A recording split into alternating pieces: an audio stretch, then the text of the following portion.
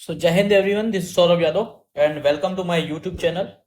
और ये वीडियो रहेगा 2024 के प्रीलिम्स के पेपर के ऊपर। तो कैसे मैंने इसको सॉल्व किया है, जो मेरा रियल एग्जाम का पेपर था उसी को मैंने स्कैन करके लगाया हुआ है। और कैसे मैंने क्या सोच के, क्या माइंडसेट रख के मैंने ऑप्शंस को गलत टिक किया है, क्या माइंडसेट रख के ऑप्शंस को सही टिक किया है, ये सारा हम डिस्कस करेंगे इस वीडियो में। और ये वीडियो बहुत ही इंपॉर्टेंट रहेगा 2025 के अटेम्प्ट के लिए।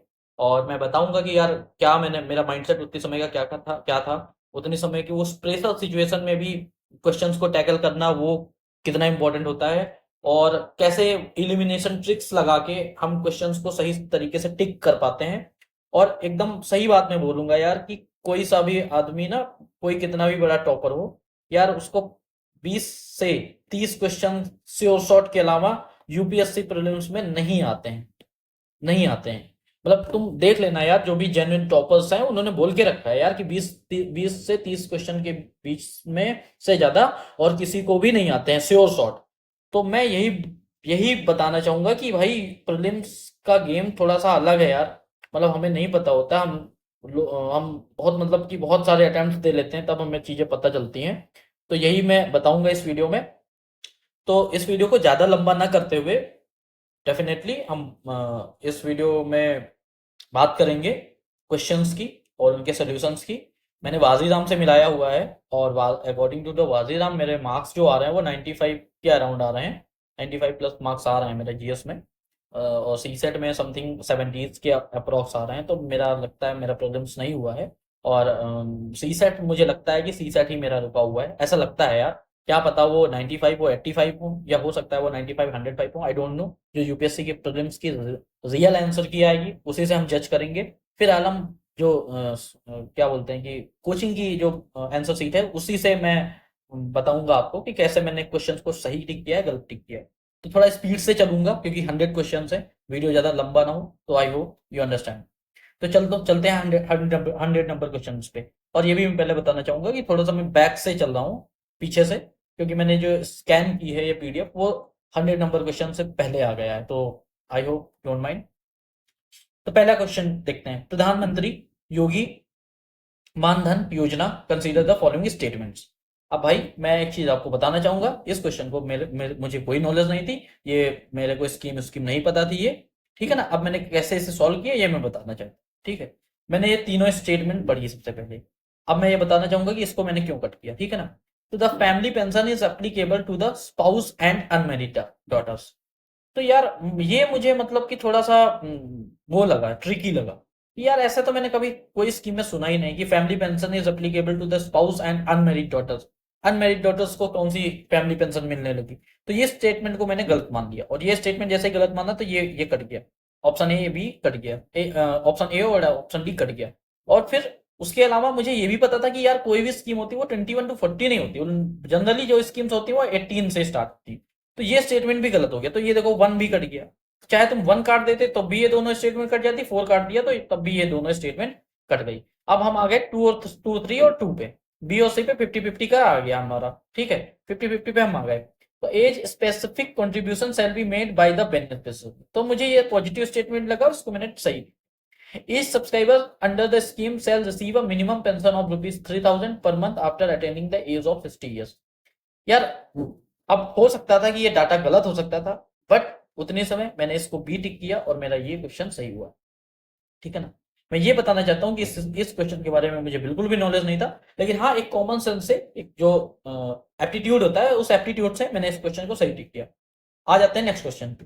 प्रधानमंत्री सुरक्षित मातृत्व अभियान, प्रधानमंत्री सुरक्षित मातृत्व अभियान।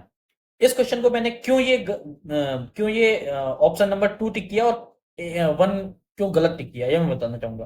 देखो इस पूरे पूरे पूरे स्टेटमेंट को पढ़। This scheme guarantees a minimum package of antenatal care services to women in their second and third trimesters of pregnancy and 6 month post delivery health care service in any government health facility। मैंने any word पकड़ा कि भाई यार any government health facility. तो थोड़ा थोड़ा सा मुझे ये घूमा दिमाग में, ठीक है। फिर दूसरी चीज क्या घूमी कि the scheme guarantees a minimum package of antenatal care services to women in their second and third trimester of pregnancy and 6 month post delivery. तो यार इतना सारा डाटा दिया हुआ है, कोई ना कोई तो एक डाटा गलत कर देगा और तुरंत इस स्टेटमेंट को गलत बना देगा। मैंने इसको गलत स्टेटमेंट माना। फिर ये under this scheme private sector health care providers of certain facilities can volunteer to provide services at nearby government health facilities. तो यार वॉलेंटियर तो कोई भी कर सकता है, कोई भी प्राइवेट सेक्टर वॉलेंटियर कर सकता है किसी भी स्कीम को लेके। तो भाई मैंने इस स्टेटमेंट को बिल्कुल सही सही माना और इसको मानते ही ये मेरा क्वेश्चन सही हो गया, ठीक है ना। अब 98 क्वेश्चन पे आ जाते हैं। तो यार इस क्वेश्चन के बारे में मेरे को बिल्कुल भी आइडिया नहीं था, ठीक है ना। इस क्वेश्चन के बारे में मेरे को बिल्कुल भी आइडिया नहीं था। Digital India land record modernisation programme, भाई मेरे को नहीं पता था ये क्वेश्चन। बट वही है कि यार अब करना पड़ता है, मतलब ऐसा तो नहीं चलेगा ना। तो ये मैंने जिस तरह से माना है ये क्वेश्चन को, मैंने एनी, ये जो एनी था इसको मैंने गलत माना था। तो मैंने ये सारे स्टेटमेंट कट कर दिए और मैंने 1 एंड 2 लगा दिए, बट ये गलत था। ये 1, 2 एंड 3 दोनों तीनों ऑप्शन सही होंगे। तो ये क्वेश्चन मेरा हो गया गलत। अब आ जाओ नेक्स्ट क्वेश्चन को। 97 number question. 97 number, recently Venezuela has achieved a rapid recovery from its economic crisis and succeeded in preventing its people from fleeing, immigrating to other countries। तो यार मुझे ऐसा मैंने कुछ सुना हुआ था तो मैंने सही मारा टिक। फिर Venezuela has the world's largest oil reserve. तो यार ये फैक्ट हो गया और जनरली यूपीएससी फैक्ट को गलत करता है, तो मैंने फैक्ट को गलत किया। बट यहाँ पे यूपीएससी ने खेला, यहाँ पे ये स्टेटमेंट सही था, ये स्टेटमेंट गलत था। इसका आंसर डी होगा और ये मेरा क्वेश्चन हो गया। बाजो नेक्स्ट क्वेश्चन 96 नंबर क्वेश्चन पे। 96 नंबर का क्वेश्चन जो है वो है, the European parliament approved the net zero industry act recently.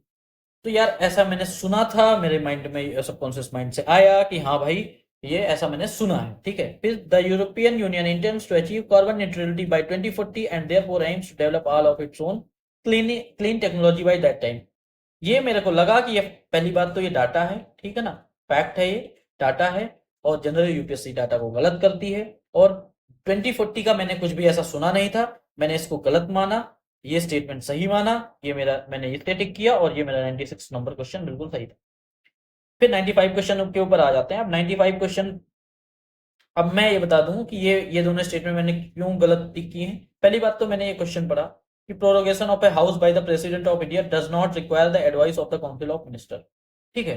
फिर prorogation of a house is generally done after the house is signed but there is no bar to the president of India propagating the house which is in session.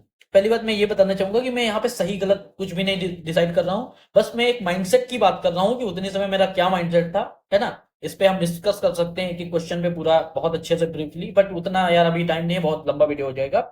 मैं बताना, देखो 10 not को मैंने तुरंत इसको circle किया क्योंकि ये नेगेटिव स्टेटमेंट है और नेगेटिव स्टेटमेंट हमेशा यूपीएससी गलत करता है, ठीक है ना। यहाँ पे भी मैं देखो मैंने नो को सर्कल किया हुआ है क्योंकि ये नेगेटिव स्टेटमेंट गलत होता है। फिलहाल जहां तक मैंने ये ए और डी मारा है क्योंकि यार मैंने पीवाईक्यू से सीखा है, जब कभी भी ऐसे ऑप्शंस होते हैं तो उसमें 99% चांस है कि इन्हीं में से एक आंसर होता है। ये मैंने पीवाईक्यू से सीखा हुआ है, ठीक है। तो मैंने ये, मेरे को यार नहीं समझ में आ रहा था, मैंने ये दोनों ऑप्शंस कट कर दिए, ए और डी में एक मार के आया हूं। फिलहाल ना ए है आंसर ना डी है आंसर, इसका जो आंसर है वो सी है। ये मेरा क्वेश्चन गलत रहा। अब 94 क्वेश्चन की बात करेंगे। With reference to the Indian parliament consider the following state, a bill pending in the Lok Sabha lapses on its dissolution. तो ये मेरे को पता था और मैंने ये ऑप्शन सही मारा, ठीक है ना। अ bill passed by the Lok Sabha and pending in the Rajya Sabha lapses on the dissolution of the Lok Sabha. यार थोड़ा सा मैं इस पे कंफ्यूज हुआ था, पहले मैं कंफ्यूज हुआ, मैंने इसको गलत टिक किया, लेकिन फिर मैंने थोड़ा सा रिकॉल करने की कोशिश की और फिर मैंने इसको सही मान लिया। फिर option number 3, a bill in regard to which the President of India notified his or her intention to summon the House for to a joint sitting lapses on the resolution of the Lok Sabha। तो यार ये मेरे को पता था statement, तो ये मैंने इसको गलत मारा, 1 एंड 2 मैंने मारा इसका टिक और ये सही था। ये पूरा ये नॉलेज लेवल क्वेश्चन था, इसमें आप कोई एलिमिनेशन ट्रिक नहीं लगा सकते थे, ये पूरा लक्ष्मीकांत से उठाए हुए स्टेटमेंट। फिर ये 93 क्वेश्चन पे आ गए हम, और with reference to the speaker of the Lok Sabha consider the following statement. तो while any resolution for the removal of the speaker of the Lok Sabha is under consideration, ठीक है, ये स्टेटमेंट है।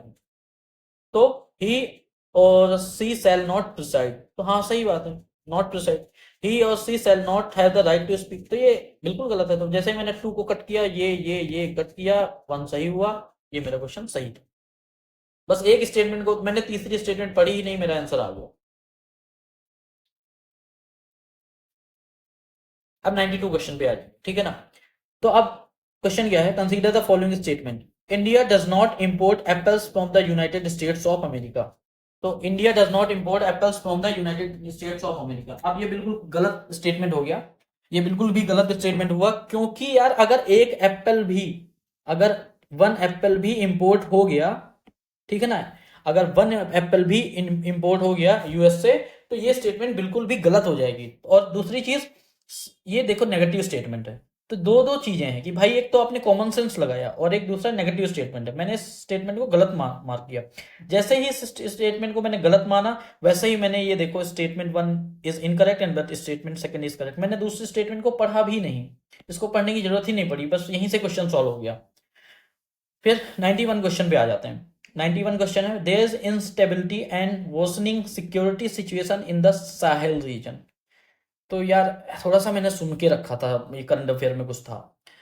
There have been military takeover coups d'etat in several countries of the Sahel region in the recent past. तो यार अब मैं मतलब sure नहीं था इस क्वेश्चन में, बट ये मेरे को लग रहा था कि यार ये स्टेटमेंट है कि हाँ यहाँ पे instability and worsening security situation in the Sahel region ये है। और ये क्यों है, क्योंकि यहाँ पे there have been military takeover groups in several countries of the Sahel region. तो यार ये प्रैक्टिस प्रैक्टिस कर करके आपको समझ में आ जाता है कि भाई कौन सा स्टेटमेंट सही है कौन सा। तो ये पूरा प्रैक्टिस से मैंने मतलब क्वेश्चन सॉल्व हो गया। तो ये मैंने ये इसको डिफाइन कर रहा था, तो ये दोनों स्टेटमेंट सही थी और ये मैंने ए मारा और ये मेरा क्वेश्चन बिल्कुल सही था। फिर आ जाते हैं 90 number, according to the Environmental Protection Agency which one of the following is the largest source of sulphur dioxide emission. ठीक है, तो ये पहली बात तो ये बहुत ही लोकोमोटिव यूजिंग फॉसिल फ्यूल्स, तो ये एकदम माइनर सा है यार। तो ये मेरे को ये और ये ऑप्शन मेरे को पता था कि ये तो बिल्कुल भी नहीं होगा। शिप्स शिप्स कितनी शिप्स हैं यार, कितनी फॉसिल फ्यूल। अब ये हो गया। अब इसमें थोड़ा सा मैं कंफ्यूज हुआ था, एक्सट्रैक्शन ऑफ मेटल्स फ्रॉम ओर, इसमें थोड़ा सा मैं कंफ्यूज हुआ था, लेकिन फिर मैंने आंसर निकाल लिया कि हाँ भाई power plants using fossil fuel, जो पावर प्लांट्स होते हैं उनसे सबसे ज्यादा सल्फर डाइऑक्साइड निकलता है। ये ऐसा मैंने कहीं किसी भी टेस्ट सीरीज में ये क्वेश्चन सॉल्व किया था और उसी के जो नॉलेज थी सबकॉन्शियसली, इसलिए मैंने डी को टिक किया। अब ये 89 क्वेश्चन जो है ये बहुत ही ज्यादा कंट्रोवर्शियल है। जितनी भी यूपीएससी जितने भी कोचिंग हैं उन्होंने आंसर दिया हुआ है डी, बट इसका जो आंसर होना चाहिए अकॉर्डिंग टू द यूपीएससी, और जितने भी मेरे सीनियर्स हैं मैंने उनसे बात की है, तो इसका जो आंसर होना चाहिए यार वो होना चाहिए ए। जो यूपीएससी का ट्रेंड रहा है, जो यूपीएससी का ट्रेंड रहा है वो उसके हिसाब से इसका आंसर होना चाहिए ए। अब मैं बात करता हूं कैसे। The Red Sea receives very little precipitation in any form. तो यार बिल्कुल मतलब है, ऐसा है कि जो है रेड सी जो है वो प्रिसिपिटेशन को बहुत कम रिसीव करता है। बट दूसरा स्टेटमेंट है no water enters the Red Sea from rivers, no water enters the Red Sea from rivers. भाई एक नाले की टाइप की भी नदी आके रेड सी में मिल गई ना, तो ये स्टेटमेंट तुरंत गलत हो जाएगा। तो यार सीधा सा फंडा है कि ये स्टेटमेंट तो गलत होनी ही चाहिए। बट आई डोंट नो मतलब कि क्यों कोचिंग्स ने जो है इसको सही माना है कि हाँ no water enters the Red Sea from rivers. तो अब देखते हैं कि इसका आंसर क्या होगा, जो है वो तो यूपीएससी बताएगा। इसमें जो कोचिंग्स ने माना है इसका आंसर वो सी माना हुआ है, ठीक है ना। जो कोचिंग्स ने माना हुआ है इसका आंसर सी माना हुआ है, बट यार सी कैसे हो जाएगा मुझे नहीं पता। ये स्टेटमेंट बिल्कुल भी गलत लग रही है। अब देखते हैं यूपीएससी क्या इसका आंसर देती है। फिलहाल मैंने इसको गलत माना हुआ है, तो हम भी वही मानेंगे, क्योंकि यार हम वहाँ पे बहुत सारे एक्सपर्ट्स बैठे हुए हैं जो आंसर की बना रहे हैं, तो हम तो उनसे नहीं कंपेयर कर सकते। बट ठीक है यार, बताना मेरा फर्ज है कि यूपीएससी के अकॉर्डिंग क्या आंसर होना चाहिए, ऐसा यही होना चाहिए। अब चलो आ जाते हैं 88 क्वेश्चन नंबर पे। So Sumed pipeline is a strategic route for Persian Gulf oil and natural gas shipments to Europe. तो हाँ आप थोड़ा सा पढ़ा है, थोड़ा सा सबकॉन्शियस की नॉलेज है। So Sumed pipeline connects the Red Sea with the Mediterranean Sea, ये इसको डिफाइन कर रहा है। मैं ए मारा मैंने और ये मेरा क्वेश्चन बिल्कुल सही था। नॉर्मली मैंने स्टेटमेंट पढ़ी, स्टेटमेंट मुझे पॉजिटिव लगी, कुछ भी मुझे वैसा फैक्ट नहीं लगा, डाटा नहीं मिला। फिर उसके बाद ये इसको डिफाइन कर रहा था क्योंकि pipeline connects the Red Sea with the Mediterranean Sea, इसीलिए ये स्ट्रेटेजिक रूट है। मैंने इसीलिए इसको both statement 1 and 2 are correct and statement 2 explains statement first. और ये क्वेश्चन मेरा सही था। अब आ जाओ 87 नंबर क्वेश्चन पे, ठीक है। अब ये 87 नंबर का क्वेश्चन है। अब यार ये मेरे को क्वेश्चन बिल्कुल बिल्कुल भी नहीं पता था, ठीक है ना। अर्जेंटीना, सूडान, टर्की में क्या क्या हुआ था ये सब, ठीक है। अब मैंने क्या दिमाग लगाया मैं बता रहा हूँ। जनरली जब 3 स्टेटमेंट होती हैं तो वो क्या करता है, एक स्टेटमेंट को सही दे देता है और एक ऐसे ऐसे कर देगा, इसका ये दे देगा, इसका ये दे देगा, और सामने से मैच द फॉलोइंग कॉलम में रख देता है। ऐसा जनरली वो करता है, पिछले जो ट्रेंड्स देखे हैं वहां से। बट यहाँ पे इसका जो आंसर होगा वो ओनली 2 पेयर होगा, और ये मेरा क्वेश्चन गलत था।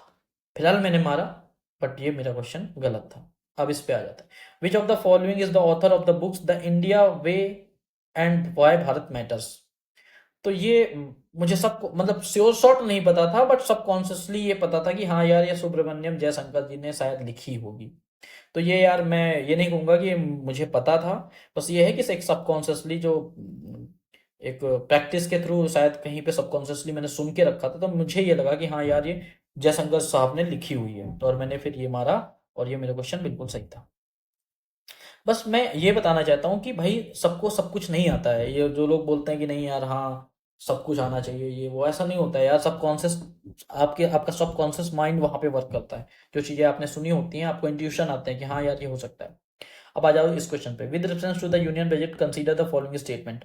The union finance minister on behalf of the prime minister lays the annual financial statement before both the house of parliament. The Union Finance Minister on behalf of the Prime Minister lays the annual financial statement before both the House of Parliament। ठीक है ना। तो ये यार ये statement बिल्कुल गलत है, ठीक है भाई। ये स्टेटमेंट बिल्कुल भी गलत है, ऐसा नहीं होता है, ठीक है। At the union level no demand for grant can be made except on the recommendation of the president of India. At the union level no demand for grant can be made except on the recommendation of the president. ये बिल्कुल statement सही है। पहले देखो ये इसको इस statement को मैंने सही माना था, लेकिन फिर बाद में मैंने इस स्टेटमेंट को कट किया कि नहीं भाई ऐसा नहीं होता है, और ये मेरा क्वेश्चन बिल्कुल सही था। ये प्योर लक्ष्मीकांत का क्वेश्चन है, अगर आप पढ़ेंगे तो आपको पता चल जाएगा। फिर आ जाते हैं इस पे, it is the governor of the state. 84 number question, it is the governor of the state who recognises and declares any community of that state as a scheduled tribe. बिल्कुल गलत स्टेटमेंट है ये, ऐसा नहीं है। It is the governor of this, ये होता है प्रेसिडेंट का काम होता है ये, ठीक है ना। A community declared as a scheduled tribe in a state need not be so in another state. ये बिल्कुल सही है, ये बिल्कुल सही स्टेटमेंट है, और ये मुझे पता था ये क्वेश्चन, और उसी के हिसाब से मैंने नॉलेज के लेवल पे ये क्वेश्चन टिक किया, और ये मेरा क्वेश्चन बिल्कुल सही था। फिर 83 question, a writ of prohibition is an order issued by the supreme court और हाई कोर्ट्स टू। अब प्रोहिबिशन के बारे में पूछा हुआ है, मुझे बिल्कुल पता था ये question, the lower court prohibiting continuation of proceeding in a case. तो ये नॉलेज लेवल का क्वेश्चन था, बिल्कुल मुझे पता था, और मैंने ये सही टिक किया। अब आ जाओ, कौन सा क्वेश्चन था ये, 83 नंबर क्वेश्चन था ये है, हाँ 83 नंबर क्वेश्चन था। अब 82 क्वेश्चन पे आ जाता है, एक्सरसाइज मित्र शक्ति 2023 आर करेक्ट। भाई नहीं पता था ये क्वेश्चन, बिल्कुल भी नहीं पता था ये एक्सरसाइज मित्र शक्ति किसके किसके बीच है क्या है। बहुत ही फैक्चुअल क्वेश्चन था, बट कैसे मैंने सॉल्व किया मैं बताता हूँ। अब देखो ये क्वेश्चन ये पढ़ा मैंने, तो मेरे को नहीं पता था इंडिया बांग्लादेश की है कि नहीं, ये भी नहीं पता था इट कमेंस्ड इन और पुणे और नॉट, नहीं पता था। फिर ये तीसरे पे आया, joint response during counter terrorism operation was a goal of this operation. ये स्टेटमेंट मुझे सही लगी। ये स्टेटमेंट जैसे ही मुझे सही लगी, तो फिर मैंने इसको काट दिया, 1 to 4 मैंने काटा, ठीक है ना। तीसरा स्टेटमेंट मुझे सही लगा, तो मैंने 1 to 4 को काट दिया। अब मैं 3 स्टेटमेंट के साथ आ गया था। फिर Indian air force was a part of this exercise. अब मित्र शक्ति नहीं पता था, मेरे को नहीं पता था ये। फिर मैंने दिमाग ये लगाया कि अगर मैं एक एग्जामिनर होऊंगा तो मैं कुछ नहीं करूंगा, इंडिया बांग्लादेश जो लिखा है, मान लो अगर इंडिया फ्रांस के बीच होती होगी, तो मैं फ्रांस की जगह बस बांग्लादेश कर दूंगा, बस तुरंत मेरा स्टेटमेंट गलत बन जाएगा। तो मैंने इस स्टेटमेंट को गलत माना, और जैसे ही मैंने इस स्टेटमेंट को गलत माना, मेरा आंसर आ गया 234, और ये क्वेश्चन बिल्कुल सही था। अब ये इंट्यूशन कहाँ से आएगा, ये प्रैक्टिस से आएगा, पीवाईक्यू से आएगा, तभी आप कॉन्फिडेंटली आप टिक कर पाओगे। फिर 81 नंबर क्वेश्चन, ठीक है ना। नारी शक्ति वंदन अधिनियम, बता दूंगा कि ये क्वेश्चन मेरे को नहीं आता था, बिल्कुल भी नहीं आता था, ठीक है ना। नारी शक्ति वंदन अधिनियम ये मेरे को मतलब नहीं आता था इसके हिसाब से, जो जो स्टेटमेंट्स दी हुई थी इसके हिसाब से मतलब कि नहीं आता था। बट हाँ, मैंने करंट अफेयर्स में पढ़ के रखा था, सारी चीज़ों से पढ़ के रखा था, डेफिनेटली मैंने पढ़ के रखा था। लेकिन ये जैसे जो स्टेटमेंट थी ये मेरे मेरे को नहीं पता था कि यार ये कब से वो मतलब मैं कंफ्यूज हो गया था कि ये 18th लोकसभा है या 19th। ये पता था कि हाँ यार ये इस लोकसभा से नहीं अगली लोकसभा से होगा। अब मेरे को नहीं याद आ रहा था कि ये 18th लोकसभा है कि 19th लोकसभा है, नहीं याद आ रहा था। फिर मैंने इन दोनों, ये मुझे पता था कि हाँ this will be in force for 15 years after becoming an act, तो ये मेरे को पता था। There are provisions for the reservation of seats for scheduled caste women within the quota reserve for the scheduled caste, तो ये भी मुझे दोनों स्टेटमेंट पता थी, ये स्टेटमेंट नहीं पता थी। अब अगर इसमें 18 की जगह वो 19th कर देता तो ये स्टेटमेंट सही हो जाती। ठीक है, तो ये मैंने स्टेटमेंट गलत मानी, और जैसे ही मैंने ये गलत मानी तो ये स्टेटमेंट का आंसर आ गया 2 और 3, और ये बिल्कुल भी क्वेश्चन सही था। ठीक, अब आ जाते हैं 80 नंबर क्वेश्चन पे। Which of the following statement about ethics committee in the Lok Sabha are correct? Initially it was an ad hoc committee, नहीं पता था मुझे, नहीं पता था ये। Only a member of the Lok Sabha can make a complaint relating to unethical conduct of a member of the Lok Sabha. अब यार ओनली आ गया पहली बात, और क्या ओनली मेंबर ऑफ लोकसभा होगा? ऐसा तो नहीं है यार, राज्यसभा भी कर सकता है, ऐसा मतलब ऐसा तो कहीं दिखाई ही नहीं है। ठीक है ना, तो ये मैं ओनली पकड़ लिया मैंने, और कॉमन सेंस भी लगा लिया कि भाई यार कि राज्यसभा भी कंप्लेंट कर सकती है। तो जैसे ही मैंने दो काटा, मैंने तीसरा स्टेटमेंट पढ़ा भी नहीं, 1 और 3 आंसर्स सही हो गया। ठीक, अब ये द थोड़ा सा ये ब्लर हो गया है, बट मैं पढ़ के बता देता हूँ। The longest border between any two countries of the world is between. ठीक है, अब यार ये पता था कि कनाडा एंड द यूएस, ये मुझे पता था, और चिली एंड अर्जेंटीना, ये पता था कि हाँ यार चिली और तो अब इन इन दोनों में मैं कंफ्यूज था। ये दोनों तो मैंने कट कर दिया था, चाइना इंडिया और कजाकिस्तान एंड रसिया फेडरेशन, इन दोनों को तो मैंने कट कर दिया था, 50-50 पे मैं आ गया था। फिर मुझे लगा कि चिली एंड अर्जेंटीना को, क्योंकि ऐसे बाउंड्री वो दिखती है ना चिली और अर्जेंटीना की, तो मुझे लगा कि वो होगा, बट इसका आंसर जो होगा वो ये होगा, तो ये गलत था मेरा। तो मैं 50-50 पे आ गया था नॉलेज की बेसिस पे। तो 79 क्वेश्चन हो गया, अब 78 question. Operation undertaken by the army towards the upliftment of the local population in a remote areas to include addressing of their basic needs is called। अब देखो ये मतलब कि इंडियन आर्मी का ऑपरेशन है, मुझे नहीं पता था यार, ये ऑपरेशन के बारे में बिल्कुल भी नहीं पता था।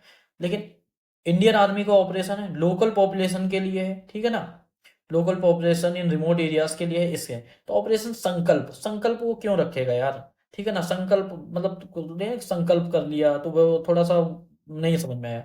मैत्री, मैत्री भी मुझे नहीं समझ में आया। अब मैं इसमें ऑपरेशन मदद में कंफ्यूज था, ऑपरेशन सद्भावना में कंफ्यूज था। तो यार फिर मैंने मतलब मदद और सद्भावना में कंफ्यूज था, फिर मैंने सी मारा और मेरा बिल्कुल सही था। मैं ये बताना चाहूंगा कि यार सबको सब कुछ नहीं आता है, लेकिन फिर भी हम वहां से आंसर अपना निकाल लेते हैं। कैसे निकालना है, फिर पहले 50-50 पे पहुंचते हैं, फिर 50-50 से फिर श्योर शॉर्ट पे पहुंच जाते हैं। अब ऐसे अगर मान लो 50-50 वाले तुमने 10 क्वेश्चन सही किए, 5 सही किए, 5 गलत किए, फिर भी तुम प्लस में रहोगे हमेशा।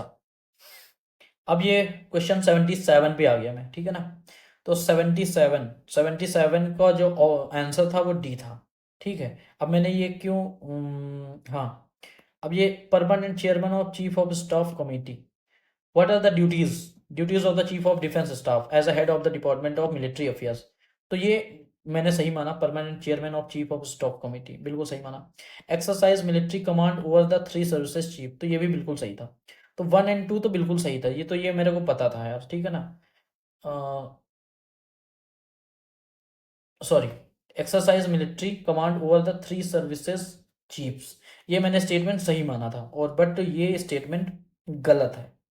ठीक है ना, ये स्टेटमेंट गलत है, इसका ये स्टेटमेंट गलत है और ये स्टेटमेंट सही है। Principal military adviser to defence minister on all tri services matters, तो इसका स्टेटमेंट 1 और 3 होगा। और मेरे को ये लगा कि हाँ यार ये स्टेटमेंट सही है, बट ये मेरा क्वेश्चन गलत था। फिर आ जाते हैं इस पे, under which of the following article of the constitution of India has the supreme court of India place the right to privacy. अगर आप पीवाईक्यू लगाए होंगे तो 2019 का शायद ये पीवाईक्यू है, और यहाँ पे आर्टिकल 21 मुझे बिल्कुल पता था, ये मैंने सॉल्व कर लिया। Which one of the following statement is correct as per the constitution of India. ये मैं बताना चाहूंगा कि ये क्वेश्चन मैंने नहीं अटेम्प्ट किया था, ये क्वेश्चन मैंने नहीं अटेम्प्ट किया था। ये देखो मैंने गोला लगा के छोड़ दिया था। मेरे पास शायद अगर मैंने 96 क्वेश्चन अटेम्प्ट किए थे, 96 क्वेश्चन अटेम्प्ट किए थे और 4 क्वेश्चन मैंने छोड़े थे। शायद 4 क्वेश्चन अगर मैं मेरे को 2 से 3 मिनट अगर और मिलते तो मैं 4 के चारों अटेम्प्ट करता, और उनमें मैंने एनालाइज किया था कि मेरे 2 सही हो जाते और 2 गलत होते। ठीक, तो ये मैंने क्वेश्चन मैंने टिक नहीं किया। बहुत मैं सोच रहा था, मेरे को नहीं याद आ रहा था।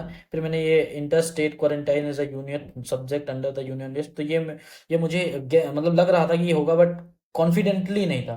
तो कॉन्फिडेंटली नहीं था तो फिर मैंने रख दिया था कि हाँ यार मैं बाद में सॉल्व करूंगा।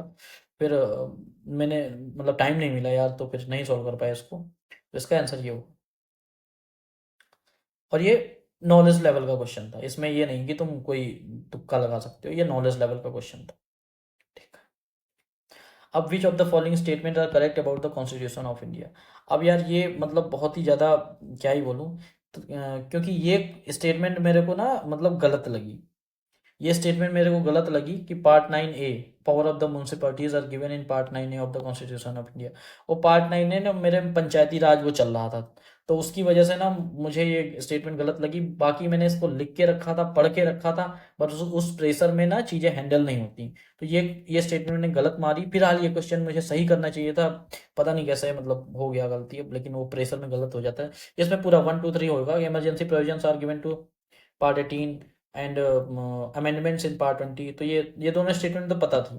इस स्टेटमेंट में थोड़ा सा पता नहीं क्यों ऐसा दिमाग घूम गया कि हाँ यार क्या बोलते हैं कि पार्ट 9 जो है वो पंचायती राज से रिलेटेड था, तो उसी हिसाब से मैंने सोचा कि नहीं ऐसा नहीं होगा, तो ये मैंने गलत मार दिया।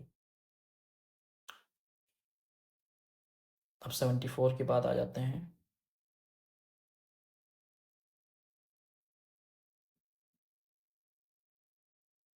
73 नंबर क्वेश्चन पे आ जाते हैं।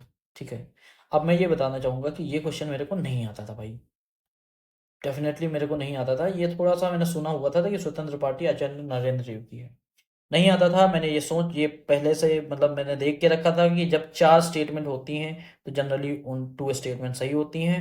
मैंने ओनली 2 मारा और ये मेरा क्वेश्चन बिल्कुल सही था। ये मैंने पीवाईक्यू से एनालिसिस करके रखा था, पीवाईक्यूज पे ध्यान। अब ये क्वेश्चन मैं बताऊंगा कि कैसे मैंने गलत किया। मैंने बार बार इसको पढ़ के रखा था। अब मैं बता रहा हूँ कि इसमें मैंने क्या सोचा। मैंने ये सोचा था कि 71st अमेंडमेंट जो है वो कोनकरी मणिपुरी और मैंने मारा हुआ है जो कोनकरी मणिपुरी एंड मैथिली।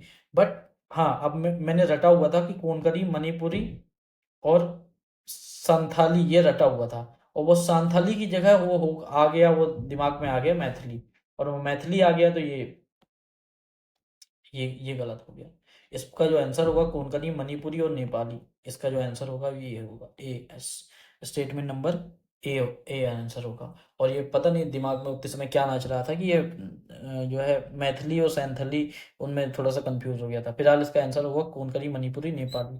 थोड़ा सा कंफ्यूज हो गया था क्योंकि इधर का उधर, उधर का इधर, उस प्रेशर में क्वेश्चन गलत होते हैं आते हुए क्वेश्चन। ये क्वेश्चन मेरा सही होना चाहिए था, बट कंफ्यूज हो गया। और मैं बताना चाहूंगा कि पीवाईक्यूज में बार बार रिपीट करके ये क्वेश्चन आया है, इतना ज़्यादा रिपीट किया है कि ये आपको क्वेश्चन आना होना ही चाहिए था। अब ये क्वेश्चन मेरे को नहीं आता था, प्योर तुक्का था, 2 मारा था, बिल्कुल गलत हुआ, नहीं पता था ये क्वेश्चन।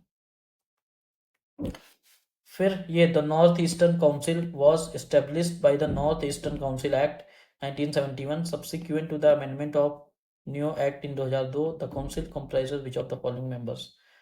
यार नॉर्थ ईस्टर्न काउंसिल के मेरे बारे में मैंने सुन के रखा था, तो मुझे ये लगा कि गवर्नर तो है, चीफ मिनिस्टर तो है, ये तो मेरे को पता था कि गवर्नर चीफ मिनिस्टर होते हैं। फिर मैंने सोचा कि यार जितना मेरे को याद आया कि हाँ यार 3 मेंबर्स प्रेसिडेंट अपॉइंट करते ही होंगे और वो मिनिस्टर होते ही हैं।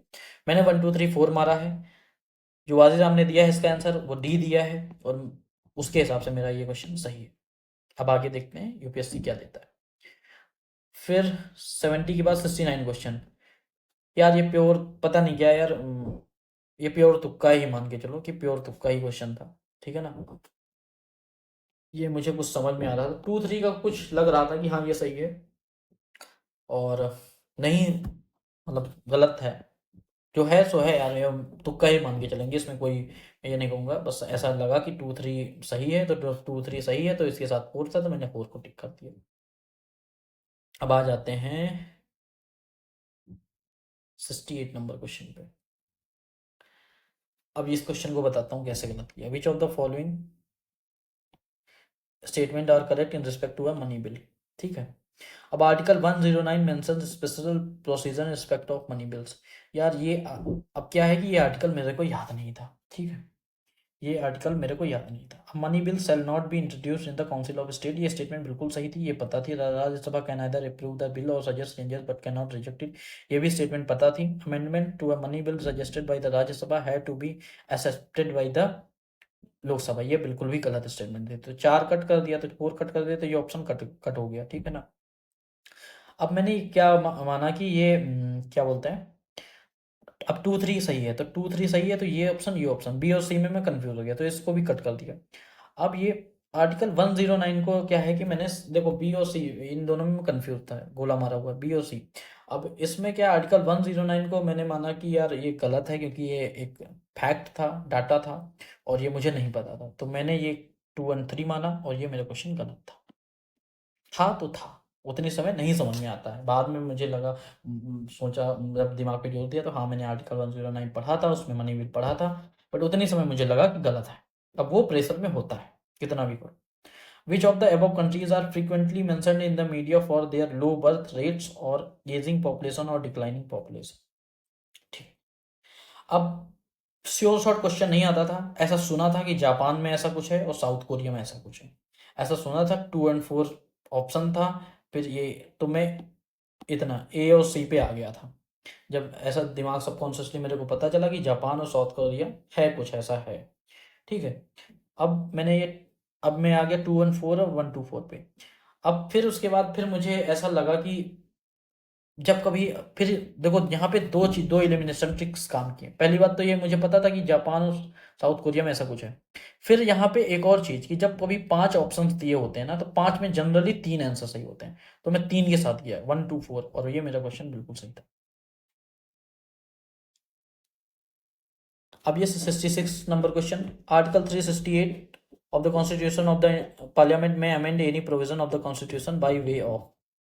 तो यार ये, अब कभी ये क्वेश्चन सॉल्व नहीं किया था, बट हाँ ये लगा कि हाँ यार एडिशन भी कर सकता है, वेरिएशन भी कर सकता है, रिपील भी कर सकता है, पार्लियामेंट कुछ भी कर सकती है, ये मैंने पढ़ के रखा था। तो 1 2 3 डी, मतलब कि 66 का डी हो जाएगा। फिर consider the following properties included in the world heritage list release by the UNESCO. तो यूनेस्को ने वर्ल्ड हेरिटेज लिस्ट रिलीज की थी, और मैंने पढ़ के रखा था, विजन के करंट अफेयर में था।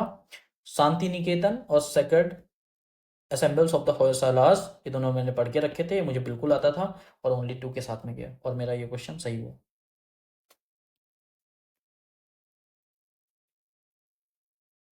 अब आ जाते हैं 64 नंबर क्वेश्चन पे।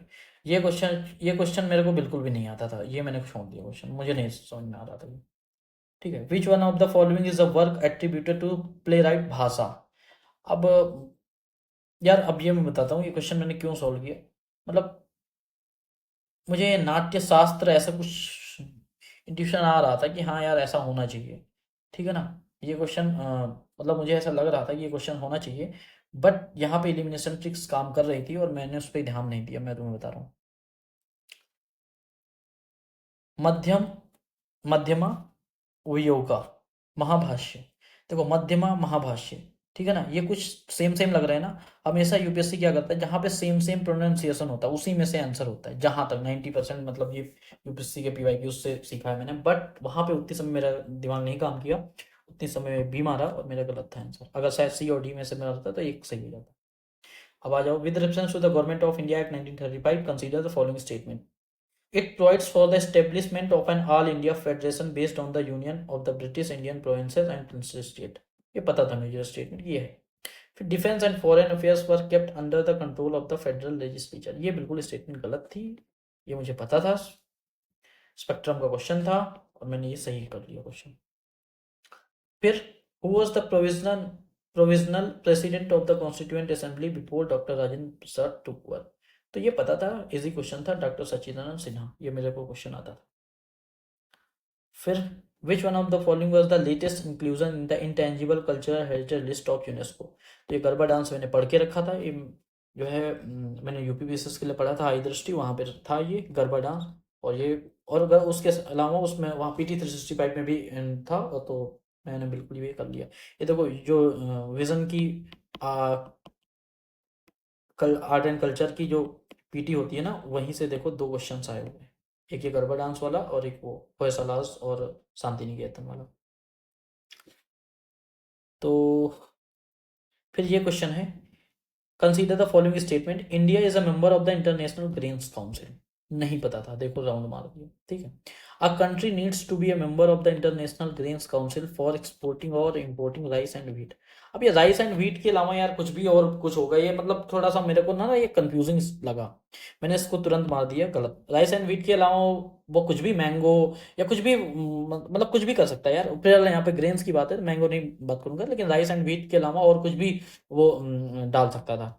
तो ये स्टेटमेंट को गलत बनाने के लिए ये सफिशियंट है। फिर India is a member of the international grains council, तो इंडिया यार, इंडिया में ग्रेन्स होते हैं, बहुत ज़्यादा मात्रा में पाए जाते हैं, तो सीधा सा फंडा है कि यार इंडिया मेंबर तो होगा ही यहाँ का इंटरनेशनल ग्रेन्स काउंसिल का। तो मैंने ये स्टेटमेंट सही मानी और ये मेरा क्वेश्चन सही था। अब आ जाते हैं इस क्वेश्चन पे, 58 नंबर क्वेश्चन पे। तो अब 58 नंबर क्वेश्चन जो है हमारा, consider the following statements, there are no parables in Upanishads, Upanishads were composed earlier than the Puranas. नहीं पता था ये क्वेश्चन, नहीं पता था, लेकिन हाँ ये पता था कि Upanishads were composed earlier than the Puranas, ये पता था मुझे, ये पता था, ये नहीं पता था there are no parables in Upanishads. But ये नेगेटिव स्टेटमेंट थी, मैंने इसको कट किया, इसको सही किया, आंसर सही था। एक पता था एक नहीं पता था, 50-50 पे आ गया था, और फिर मैंने इसको सही किया और ये मेरा क्वेश्चन सही था।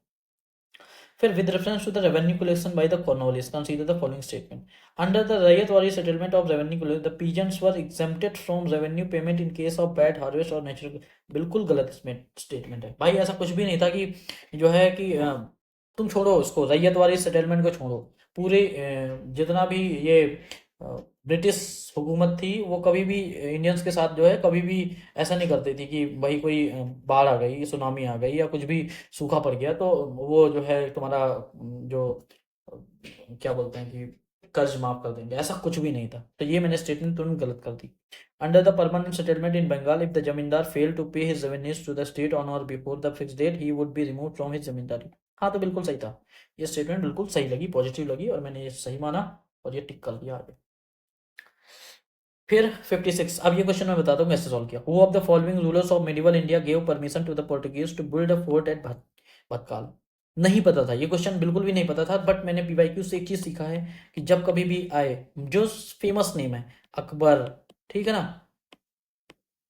अकबर, या फिर कृष्ण देव राय, ठीक है ना, चंद्रगुप्त मौर्य, कृष्ण अकबर, कृष्ण देव राय, चंद्रगुप्त मौर्य, इन सब की जब बात होती है, जब जब जब इन सब की बात होती है, तो हमेशा जो है जो आंसर होगा वो यही फेमस पर्सनैलिटीज ही होंगी।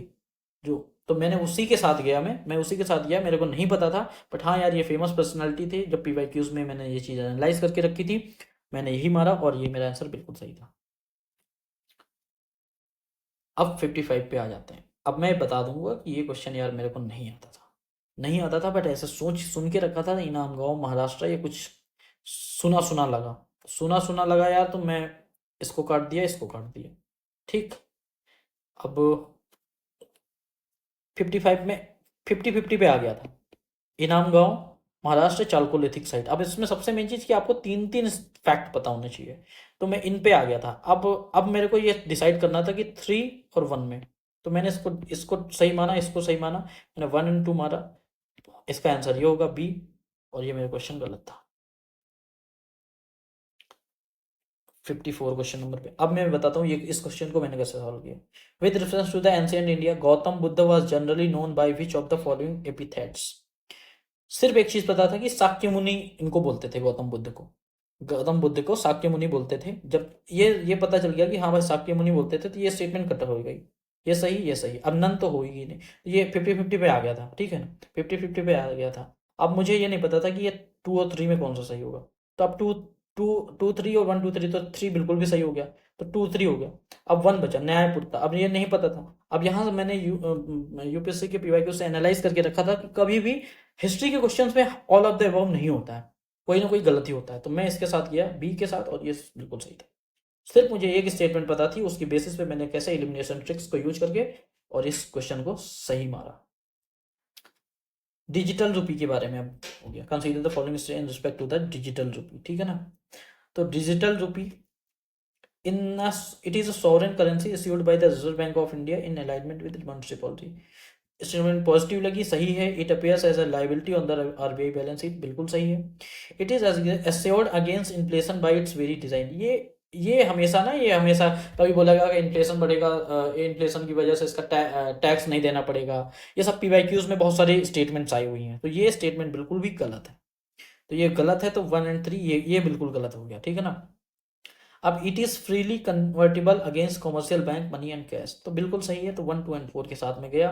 तीनों स्टेटमेंट सही लगी। 53 का मारा मैंने डी, और ये बिल्कुल सही क्वेश्चन था। 52 पे आ जाओ। Syndicated lending spreads the risk of borrower default across multiple lenders. नहीं पता थी स्टेटमेंट, ये नहीं पता थी, बिल्कुल भी नहीं पता थी। फिर दूसरा statement, the syndicated loan can be a fixed amount lump sum of funds but can not be a credit line. मैंने ये कैन नॉट पकड़ा, नेगेटिव स्टेटमेंट था। और जब कभी बट कैन नॉट ऐसे करके होता है तो वो स्टेटमेंट को गलत बनाने के लिए ही ऐसा किया जाता है। ये यूपीएससी के पीवाईक्यू से आप सीख सकते हैं। और जैसे ही मैंने इसको गलत माना, statement 1 is correct, statement second is incorrect, और मैंने ये क्वेश्चन सही किया। फिर 51. If the United States of America were to default on its debt, holders of US Treasury bonds will not be able to exercise their claims to receive payment. ठीक। फिर the USA government debt is not backed by the hard assets but only by the faith of the government. अब उन्होंने वहाँ पे only मैंने गलत माना हुआ है, क्योंकि जब भी एक्सट्रीम स्टेटमेंट होता है स्टेटमेंट गलत होती है, मैंने वही माना हुआ है। Statement 1 is correct and statement second is incorrect, और ये ऑप्शन बिल्कुल सही था। नहीं सॉरी, ये गलत था। यहाँ पे यूपीएससी ने खेल कर दिया कि उसने ओनली को सही कर दिया है। यहाँ पे इसने ओनली को सही किया है ना, क्योंकि ये स्टेटमेंट पता नहीं थी। तो यार हमें एलिमिनेशन ट्रिक लगानी ही पड़ती है, ठीक है। या तो नॉलेज लेवल पे क्वेश्चन सॉल्व होता है या एलिमिनेशन ट्रिक्स पे ही सॉल्व होता है। तो यहाँ पे ओनली सही हो गया, तो ओनली सही हो गया, तो यार ये स्टेटमेंट इसकी ये सही हो गई, तो ये मेरा क्वेश्चन गलत। 50। अब 50 पे आ जाते हैं। With reference to the corporate social responsibility rules in India, consider the following statements.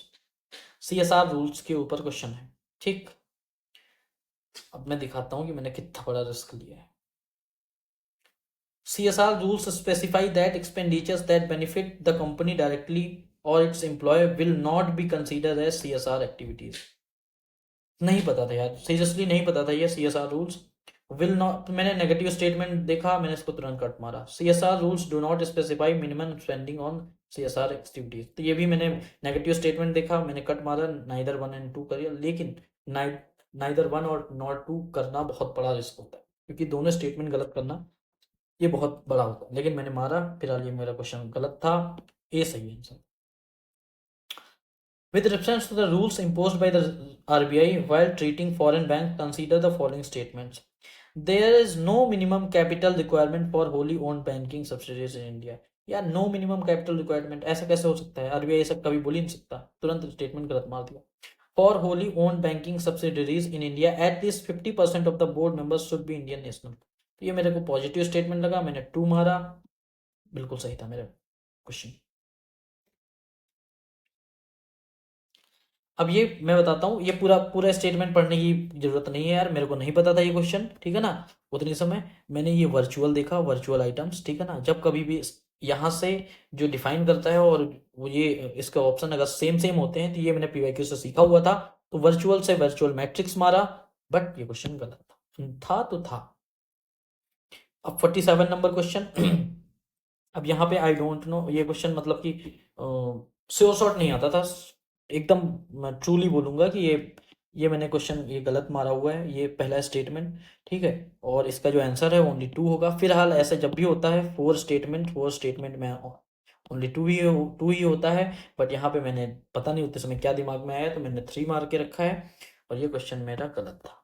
फिलहाल पीवाईक्यू से जो मैंने सीखा है वो यहाँ पे अप्लाई नहीं किया, दैट्स वाई मेरा ये क्वेश्चन गलत हुआ। Which of the following can be used as a feedstock for producing sustainable aviation fuel? अब ये सस्टेनेबल एविएशन फ्यूल की बात हो रही है। Which of the above can be used as a feedstock for producing sustainable aviation fuel. तो agriculture residue, wash, waste water treatment sludge, wood mills waste. अब ये सारे मेरे को लग रहे थे। कॉर्न ग्रेन पे थोड़ा तो डाउट था, बट हाँ कैन बी यूज यार। अगर कहीं भी अगर थोड़ा सा भी एक भी कॉर्न ग्रेन अगर यूज कर लिया तो बिल्कुल ये स्टेटमेंट सही हो जाएगी। तो भाई ये मैंने 1 2 3 4 मारा और ये मेरा स्टेटमेंट बिल्कुल सही था। फिर with reference to the sectors of the Indian economy consider the following pairs. ठीक है, क्वेश्चन आता भी था बट श्योर शॉट नहीं आता था। ठीक है, मैंने वही तरीका अपनाया कि जब 4 स्टेटमेंट होते हैं तो 4 में 2 सही होते हैं, मैंने ओनली 2 मारा और ये मेरा स्टेटमेंट बिल्कुल सही था। Which of the above is are consider financial instruments. तो यार ये मतलब मुझे मोटर व्हीकल्स बिल्कुल भी कोई फाइनेंशियल इंस्ट्रूमेंट नहीं लगा। एक्सचेंज ट्रेडेड फंड्स ये भी फाइनेंशियल इंस्ट्रूमेंट है। करेंसी स्वैप ये भी एक फाइनेंशियल इंस्ट्रूमेंट है और मैंने डी मारा और ये मेरा स्टेटमेंट बिल्कुल सही था। In India which of the following can trade in corporate bonds and government securities. तो हाँ it can be insurance companies, pension funds, retail investors. तो ये तीनों कर सकते थे और तीनों कर सकते हैं, मुझे यही लगा। मैंने 1 2 3 मारा और ये मेरा क्वेश्चन बिल्कुल सही था। अब ये 42 number question. In India non banking financial companies can access the liquidity adjustment facility window of the RBI. तो हाँ बिल्कुल सही है, 1 मैंने सही माना है। ठीक है ना। और फिर उसके बाद in India foreign institutional investors can hold the government securities. बिल्कुल सही है। In India stock exchanges can offer separate trading platform for that. मतलब मुझे ये 2 और 3 दोनों पॉजिटिव स्टेटमेंट लगे। 1 भी मुझे पॉजिटिव स्टेटमेंट लगा। मैंने 1 2 3 मारा बट इसका आंसर होगा 1 2 2 3 होगा। 1 आई डोंट नो क्यों नहीं होगा, बट जो आंसर की है उसके हिसाब से 1 गलत है। तो फिर इसका आंसर 2 और 3 होगा और ये मैंने गलत कर दिया। फिर the total fertility rate in an economy is defined as. इस क्वेश्चन में मैं कंफ्यूज था, इसमें और इसमें कंफ्यूज था, बट थोड़ा सा और सोचने के बाद थोड़ा सा मैंने सोचा, अपने दिमाग पे जोर दिया तो टोटल फर्टिलिटी रेट की बात हो रही थी। तो the average number of live births a women would have by the end of her child bearing age. ये मैंने 41 सही किया। इतने समय में कंफ्यूज था ए और डी में, फिर बाद में आ गया answer. With reference to the Indian economy, collateral borrowing and lending obligations are the instruments of। Sure short नहीं पता था क्वेश्चन, बट पिछली बार एक क्वेश्चन आया था जिसमें मनी मार्केट आंसर था और इस बार भी मेरे को यही लग रहा था कि मनी मार्केट ही इसका आंसर होगा। मैंने मनी मार्केट मारा इसका और ये मेरा क्वेश्चन बिल्कुल सही था। Membrane bioreactors are often discussed in the context of. नहीं पता था ये क्वेश्चन, बिल्कुल भी नहीं पता था, बट उतने समय जो दिमाग लगाया था उसके हिसाब से मैंने ए मारा। बट एक कह सकते हैं कि मैं बता रहा हूँ कैसे मैंने इस क्वेश्चन को, जैसे मैंने ये बी बी को एलिमिनेट कर दिया था। Technologies technologies technology, nano technology, ये थोड़ा ऑड लगा तो मैं इसको तुरंत गलत कर दिया। ठीक है, अब ये ए सी डी में था, ए सी डी में कंफ्यूज था। सी और डी मुझे वैसा कुछ लगा नहीं क्योंकि मेम्ब्रेन बायोरिएक्टर्स की बात हो रही थी, तो मेम्ब्रेन की बात हो रही थी तो रिप्रोडक्टिव वहां से कनेक्ट किया, बट वो गलत था। इसका डी आंसर होगा, वेस्ट वाटर ट्रीटमेंट टेक्नोलॉजी थी। फिर recently the term pumped storage hydro power is actually and appropriately discussed in the context of which of the following. तो पम्प्ड स्टोरेज हाइड्रो पावर की बात हो रही है, कोई स्टोरेज एनर्जी को स्टोरेज की बात हो रही थी, तो लॉन्ग ड्यूरेशन एनर्जी स्टोरेज। ये मैंने ऐसे ही मतलब कॉमन सेंस से क्वेश्चन सॉल्व हुआ। Which one of the following is the exhaust pipe emission from fuel cell electric vehicles powered by hydrogen? नहीं पता था ये क्वेश्चन। हाइड्रोजन पर ऑक्साइड मुझे ऐसा इंट्यूशन आया, मैंने ऐसे ही मारा ए और बी में, पर इसका आंसर होगा डी, वाटर वेपर। फिर in which of the followings are hydrogen used. तो मैंने एक चीज समझ के रखा था कि भाई किसी चीज का जब यूज पूछा जाता है, उसका एप्लीकेशन पूछा जाता है, तो यार वो ऑल ऑफ द अबव ही होता है कि भाई हाँ हाइड्रोजल्स हम इसमें भी यूज कर सकते हैं। Control drug delivery, mobile air conditioning system, preparation of industrial delivery, भाई हर चीज में यूज कर सकते हैं। मान लो कोई भी टेक्नोलॉजी आ सकती है कि जिस दिन यूपीएससी का एग्जाम हो रहा है उसी दिन कोई ऐसी टेक्नोलॉजी आ गई जो यूपीएससी एग्जामिनर ने गलत दिया हुआ है, तो तुरंत स्टेटमेंट गलत हो जाएगा। इसलिए ऑल ऑफ द अबव मैंने मारा और ये मेरा क्वेश्चन बिल्कुल सही था।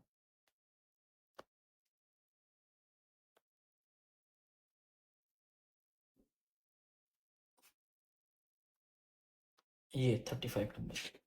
How many of the above are consider 5th generation fighter aircraft. अब यार ये मेरे को क्वेश्चन मतलब नहीं समझ में आ रहा था, तो मैंने एक जनरल ट्रेंड देखा था कि ओनली टू सही होता है लगभग इसमें, तो मैंने ओनली टू मारा और ये गलत था। फिर इन how many of the above activities can the radar be used. तो रडार जब भी कभी एप्लीकेशन का क्वेश्चन आता है तो एप्लीकेशन के क्वेश्चन में जनरली जो है आंसर डी ही होता है, वो मतलब ऑल ऑफ द अबव होता है। तो हम ऑल ऑफ द अबव के साथ मैं ऑल थ्री मारा और मेरा ये क्वेश्चन सही था कि भाई रडार्स का कहीं भी यूज कर सकते हैं। भाई क्या पता कोई टेक्नोलॉजी आ जाए उसी दिन जिस दिन यूपीएससी का एग्जाम हो रहा हो, तो वो स्टेटमेंट तुरंत गलत हो जाएगा अगर उसने गलत करके रखा होगा। तो वो रिस्क नहीं लेते हैं, वो इसीलिए बोलते हैं कि ऑल ऑफ द अबव। ये पीवाईक्यू से सीख के रखा है। Which one of the following is synthesized in human body that dilates blood vessels and increase blood flow? नहीं पता था, जो है अपना कॉमन सेंस लगा के जो भी क्वेश्चन को सॉल्व करने की कोशिश की, बट ये गलत था। गलत था तो गलत था। अब ये 32 number question. Giant stars live much longer than dwarf star. Compared to dwarf star, giant stars have a greater rate of nuclear reactions. ऐसा मैंने सोचा कि ये स्टेटमेंट सही है, ये इसको सही डिफाइन कर रही है, मैंने ए मारा, बट ऐसा नहीं है। इसका क्वेश्चन जो है वो डी इसका आंसर।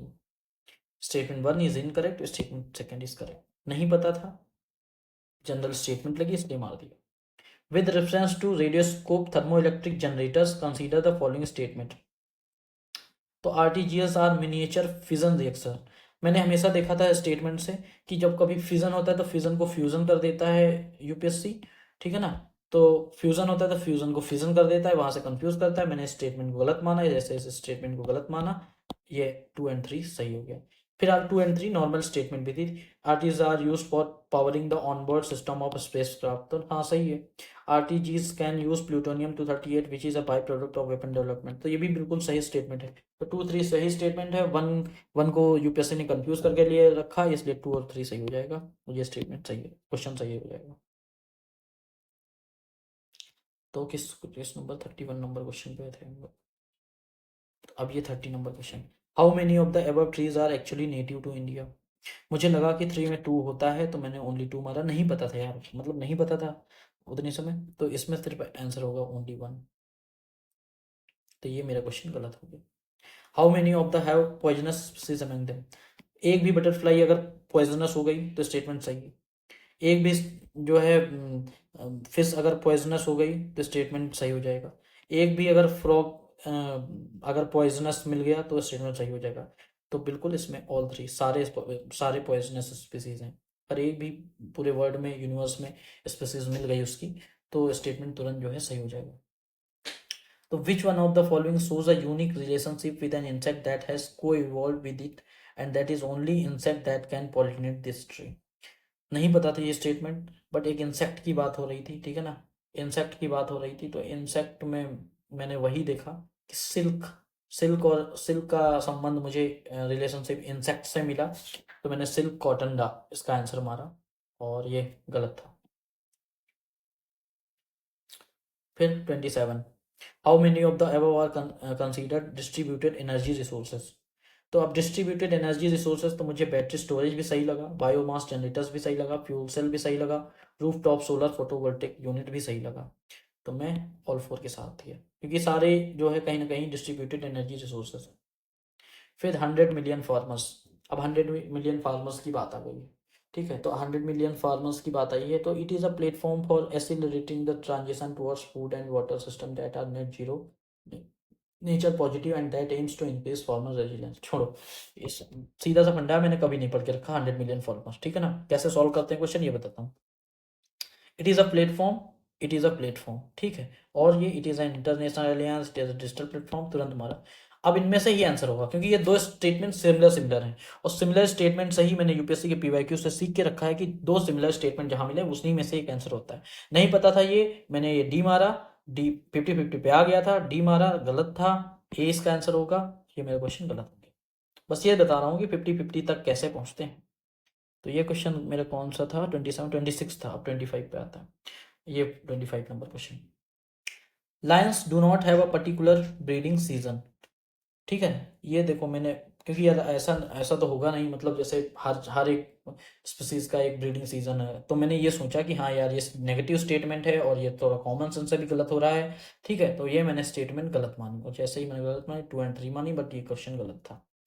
नहीं पता था ये क्वेश्चन, पता भी दो तीन स्टेटमेंट भी मुझे नहीं समझ में आ रहे थे। Unlike most other big cat cheetah do not roar, unlike male lions male leopards do not proclaim their territory by scent marking.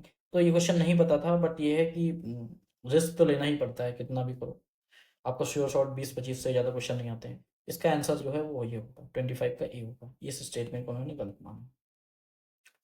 फिर वर्ल्ड टॉयलेट ऑर्गेनाइजेशन नहीं पता था, बिल्कुल भी नहीं पता था ये ऑर्गेनाइजेशन, ठीक है ना। इसका जो आंसर होगा वो ये होगा। अब मैंने आपको पहले भी बोला था कि जब कभी भी 2 ओनली 3 ओनली सिंगल स्टेटमेंट आते हैं तो 99% जो है इन्हीं में से कोई होता है, ठीक है। तो मैं ए और बी में कंफ्यूज था, अब 50-50 पे आ गया था, इन दोनों को कट कर दिया था, 50-50 पे आ गया था, ठीक है, 50-50 पे आ गया था। मैंने जो है बी मारा, बट आंसर सही होगा, बट कोई नहीं, गलत हो गया। बस मैं ये बताना चाहूँगा कि यार ये मेरे को नहीं पता था, ये स्टेटमेंट बिल्कुल भी कुछ पता भी नहीं था इसके बारे में, फिर भी मैंने देखो ए और बी तक 50-50 तक तो मैं पहुँच ही गया था। अभी अगर मैं 2 मारता तो मेरा क्वेश्चन बिल्कुल सही होता। फिर which one of the following pairs above are correctly matched, ठीक है। तो जब यार अब जब कभी 3 स्टेटमेंट होते हैं तो वो क्या करता है कि इधर उधर ऐसे ऐसे करके वो कंफ्यूज करता है, एक को सही कर देता है। ऐसा पीवाईक्यू से ट्रेंड देखा था, ठीक है। बट इन्होंने यहाँ पे आंसर मारा है नन। अब नन लगाना ये सब बहुत बड़ी बात है, तो नन को मारना, आपको तीनों की तीनों स्टेटमेंट जब तक आप नहीं पता होंगी तब तक आप नन नहीं मार सकते। अब 22 number question, many chewing gums found in the market are considered a source of environmental pollution. Positive statement है, नॉर्मल स्टेटमेंट है, एक भी च्युइंगम अगर ऐसा मिल गया तो बिल्कुल सही हो जाएगी। फिर many chewing gums contains plastic as a gum base, तो हाँ बिल्कुल बिल्कुल सही है, तो ये इसको डिफाइन कर रही है, तो मैंने ए मारा, सही है, मतलब जनरल स्टेटमेंट मुझे लगी। Cicada bro froghopper and pond skater are, नहीं पता था, ये नहीं पता था, ये नहीं पता था। अब फ्रॉग हॉपर से ग्रास हॉपर को कनेक्ट किया, और ग्रास हॉपर इंसेक्ट होता है, ये कनेक्ट किया, 21 का सी मारा, सही था। 21 क्वेश्चन नंबर हो गया। आते हैं 20 नंबर क्वेश्चन पे। The Indian flying forex The Indian flying forest is placed under the vermin category in the Wildlife Protection Act 1972। मैंने सोचा कि वर्मिन की जगह कुछ और होगा, और इसको मैंने तुरंत गलत मार दिया, और मैंने डी आंसर मारा, बट ये गलत था, ऐसा नहीं था। और ये भी मैंने देखा कि the Indian flying fox feeds on the blood of other animal, तो मुझे पॉजिटिव स्टेटमेंट लगी, हाँ बिल्कुल सही हो सकती है, बट ऐसा नहीं था। इसका स्टेटमेंट जो है सी सही था, ये सही था और ये गलत था। मैंने ये देखो, जब कभी भी ये वाइल्ड लाइफ प्रोटेक्ट, जब एक्ट वो एक्ट यूपीएससी एक्ट गलत देता है और ये वर्मिन वगैरह ये सब गलत देता है, तो मैंने उसके हिसाब से पीवाईक्यू के हिसाब से सॉल्व किया क्वेश्चन, बट ये मेरा क्वेश्चन गलत था। How many of the above belongs to the pea family, how many of the above belongs to the pea family, तो ग्राउंडनट, हॉर्स ग्राम, ये दोनों मेरे को पता थे, और ये भी देखा था कि जनरली ओनली 2 ही स्टेटमेंट सही होता है। अब बी और सी में कंफ्यूज था, ओनली 2 और ऑल 3 में, तो ये मैंने ओनली 2 मारा, और ये मेरा क्वेश्चन गलत था।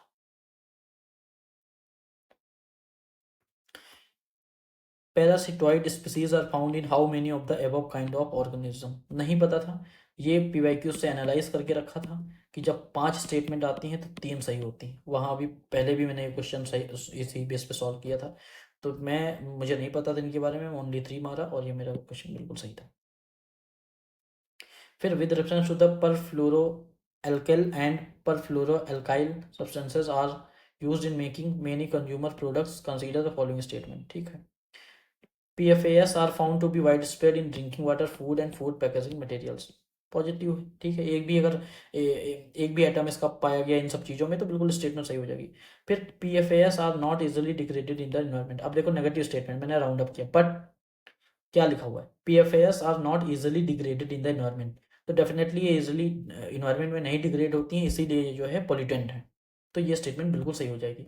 इसीलिए कहते हैं कि नकल के लिए अकल का होना बहुत इंपॉर्टेंट है, नहीं अदरवाइज आप नॉट नॉट को तुरंत गलत मारते हो और आपका क्वेश्चन गलत हो जाता। फिर persistent exposure to PFAS can lead to bioaccumulation in animal bodies, तो ये स्टेटमेंट सही है, persistent exposure to PFS can lead to bioaccumulation in animal bodies। तो ये मुझे स्टेटमेंट सही लगी। यहाँ भाई ठीक है, एनिमल्स की बॉडीज में जाते होंगे और बायो एक्यूमुलेट करते होंगे, ठीक है, तीनों स्टेटमेंट मुझे पॉजिटिव लगी, मैंने तीनों को सही माना। अब आ जाते हैं 16 नंबर क्वेश्चन पे। One of the following regions has the world's largest tropical peatland, which holds about 3 years worth of global carbon emission from fossil fuels, and the possible destruction of which can exert detrimental effect on the global climate. Which one of the following denotes that region?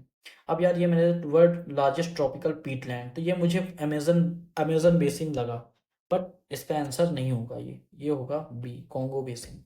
अब ऐसा मैंने पढ़ के रखा था कि largest tropical Peatland type का कुछ होता है, वो अमेजन बेसिन नहीं होता है, क्योंकि वो मैंने वो पढ़ के रखा था कि lungs of the earth is known as Amazon basin, something like that. तो वो मैंने स्टेटमेंट ये गलत माना हुआ है, और ये गलत हो गया मेरा क्वेश्चन। फिर on June 21 every year which of the following latitude experience sunlight of more than 12 hours. तो ये पता था मुझे, tropic of cancer, arctic circle, ये दोनों यही जो होते हैं, और ये मैंने सही मारा है स्टेटमेंट। फिर with reference to Coriolis force which of the following statements are correct. तो it increases with increase in wind velocity. यार मेरे को उतनी समय नहीं समझ में आया कि ये जो है विंड वेलोसिटी से कैसे कनेक्ट करता है, कोरोलिस फोर्स का विंड वेलोसिटी से तो कोई मतलब ही नहीं होता है। तो उसी हिसाब से मैंने स्टेटमेंट गलत मारा, और मैंने 2 मारा, और ये मेरा गलत था। फिर ये annual and daily range of temperatures is low, precipitation occurs through out the year, precipitation varies between 50 and 250 centimetre. अब यार देखो, ये स्टेटमेंट को देखा और ये स्टेटमेंट को देखा और इक्वेटोरियल क्लाइमेट मार के चले आए, बट इसको नहीं देखा। इसके हिसाब से चाइना टाइप क्लाइमेट, ये यूपीएससी फंसाता है कि जल्दी जल्दी ऊपर लड़का जो है ऊपर का स्टेटमेंट पढ़ता है और खटाक से मार देता है। और ये मैंने जितने भी मेरे सीनियर्स वगैरह हैं जो भी मेरे साथ के 99% लोगों ने जो है इक्वेटोरियल क्लाइमेट ही मारा है। तो इसलिए पूरा क्वेश्चन पढ़ना चाहिए। तो ये मेरा गलत हो गया क्वेश्चन। फिर with reference to water vapour which of the following statement are correct. It is a gas the amount of which decreases with altitude. सही था, मुझे पता था ये स्टेटमेंट सही है। फिर its percentage is maximum at the pole. तो मैक्सिमम, अब जब कभी भी डिक्रीज, इंक्रीज, मैक्सिमम, मिनिमम ये सब करता है तो स्टेटमेंट गलत होती है यूपीएससी की, और ये मुझे पता भी था। ये तो 1 ओनली बिल्कुल सही है, और ये 12 नंबर क्वेश्चन मेरा सही हो गया। अब ये क्वेश्चन मेरे को पता नहीं था तो मैंने इसको स्किप किया। फिलहाल इसका आंसर जो होगा वो होगा ए।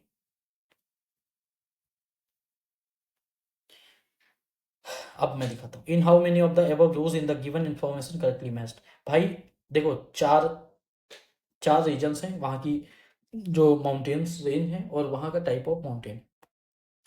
भाई ये 2, मुझे लगा कि ये 2 और 4 होगा, ठीक है ना।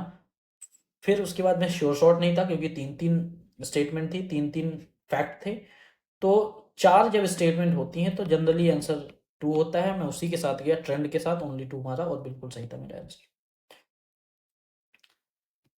अब वाटरफॉल है, रीजन है, रिवर है। भाई वाटरफॉल का रीजन पता होता है, रिवर नहीं। मतलब 3-3 एक चीज में, ये एक क्वेश्चन नहीं है, ये 3-3 9 क्वेश्चन एक क्वेश्चन में इन्होंने पूछ लिए हैं, ठीक है। 9 क्वेश्चन एक क्वेश्चन में पूछ लिए हैं। नहीं पता है भाई, नहीं पता है तो हम क्या करेंगे, सीधा सा फंडा है कि जब 3 होता है तो वो कहीं एक एक को सही सीधा मैच कर देता है, और इसको ऐसे कर देता है, इसको ऐसे कर देता है, और यही है 2 सही है, और ये 1 और 3 गलत है, ठीक है। 1 और 3 तो ओनली 1 के साथ गया, आंसर बिल्कुल सही था। How many of the above countries have a border with the North Sea, ठीक है ना। तो अब ये पता था कि यार हाँ ये रसिया है, कुछ ऐसा है कि हाँ रसिया का मैंने सुन के रखा, और फिनलैंड को भी कर्ड फिन्स के नाम से मैंने कुछ याद करके रखा था, तो उसके हिसाब से मेरे को समझ में आ रहा था। फिर मैंने देखा 4 स्टेटमेंट है, 4 में जनरली 2 ही सही होती हैं, तो मैं ओनली 2 के साथ किया। मैंने रिस्क नहीं लिया, इस एक ट्रेंड के हिसाब से ही मैं चला, और मेरा बिल्कुल सही था। फिर rainfall is one of the reason for weathering of socks. हाँ सही है, एक रीजन है। Rain water contains carbon dioxide in solution, ये भी सही है।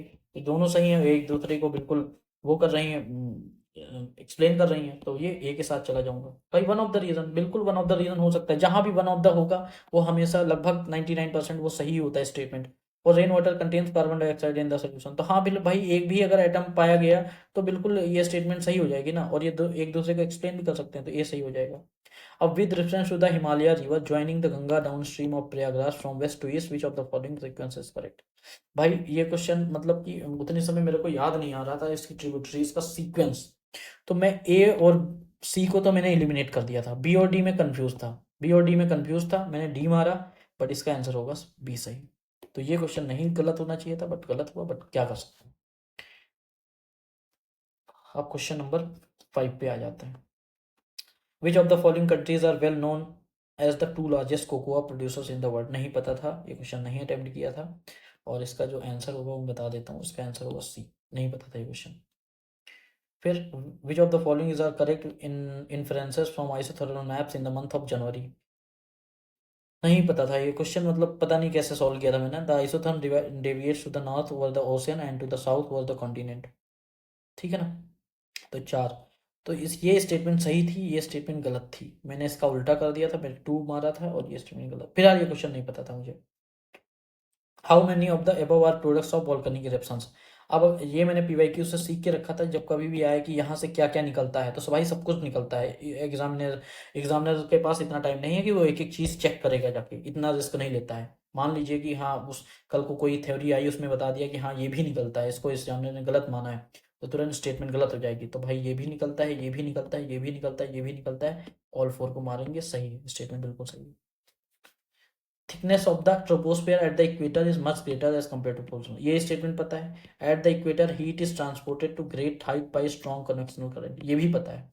दोनों स्टेटमेंट पता थी, बस ये मैंने ज़्यादा दिमाग ये लगाया कि मुझे लगा कि ये स्टेटमेंट इसको नहीं एक्सप्लेन कर रही हो, और मैंने बी मारा, और बी यही मेरा स्टेटमेंट, इसका आंसर होगा ए। ये गलत हो गया, ज़्यादा दिमाग लगाने की वजह से ये क्वेश्चन गलत हो गया। फिर the atmosphere is heated more by incoming solar radiation than by terrestrial radiation. ठीक। अब इस स्टेटमेंट को मैंने गलत कैसे माना, जब कभी भी यूपीएससी कंपेयर करती है एक दूसरे का कि इसकी वजह से नहीं ये, मतलब इसमें क्या लिखा है, the atmosphere heated more by incoming solar radiation than by the terrestrial radiation, तो इस कंपेयर कर रही है, इधर का उधर, उधर का इधर करती है यूपीएससी। तो ये मैंने ट्रेंड से सीखा था, तो ये मैंने तुरंत गलत किया। फिर दूसरा statement, carbon dioxide and other green house gases in the atmosphere are good absorber of long wave radiation. तो हाँ, बिल्कुल सही है। अब क्योंकि ये स्टेटमेंट गलत है, तो ये तो सही होगी, तो ये उसी के हिसाब से मैंने ये मारा। पहले मैं कंफ्यूज था कि मैंने सोचा कि ये लॉन्ग वेव रेडिएशन की वजह से शॉर्ट वेव रेडिएशन ना हो, बट फिर मैंने थोड़ा सा रिकॉल करने की कोशिश की, तो मेरे को समझ में आ गया, और ये मैंने बिल्कुल सही क्वेश्चन मारा। तो ये रहा पूरा यूपीएससी प्रीलिम्स 2024 का मेरा रियल यूपीएससी एग्जाम का पेपर, और मैंने आपके साथ सॉल्व किया है। इस वीडियो को पूरा ढंग से देखिएगा, लाइक शेयर और सब्सक्राइब, और मेरे को कमेंट्स में बताइएगा कि कैसा लगा वीडियो, और आगे की जो भी जिस टॉपिक्स पे वीडियोस चाहते हो आप, वो आप मेरे को बताओ, और मैं उसी चीज़ पे वीडियो बनाऊंगा। So thank you so much. जय हिंद, मिलते हैं नए वीडियो के साथ।